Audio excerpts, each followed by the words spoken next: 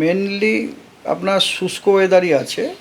কেবলমাত্র 1-2 দিন কয়েকটি জেলাতে কিছু দু এক জায়গাতে বিক্ষিপ্তভাবে হালকা থেকে অতি হালকা বৃষ্টির সম্ভাবনা আছে। যেমন আজকে পশ্চিম মেদিনীপুর, পূর্ব মেদিনীপুর, হাওড়া, হুগলি, কলকাতা এবং দক্ষিণ 24 পরগনা, উত্তর 24 পরগনা এই জেলাগুলিতে দু এক জায়গাতে বিক্ষিপ্তভাবে হালকা থেকে অতি হালকা বৃষ্টি হওয়ার সম্ভাবনা আছে।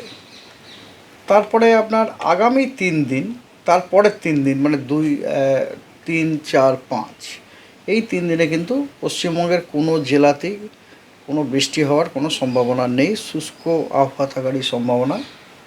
আর তারপরে আপনার 2, 3, 4-এর পরে 5 তারিখ এবং 6 তারিখ এই দুদিন এবং কেবলমাত্র দার্জিলিং এবং কালিম্পং এই দুই জেলাতে কিছু দু এক জায়গাতে বিক্ষিপ্তভাবে হালকা থেকে অতি হালকা বৃষ্টিপাতের সম্ভাবনা আছে। বাকি জেলাগুলি প্রধানত শুষ্ক থাকারই সম্ভাবনা।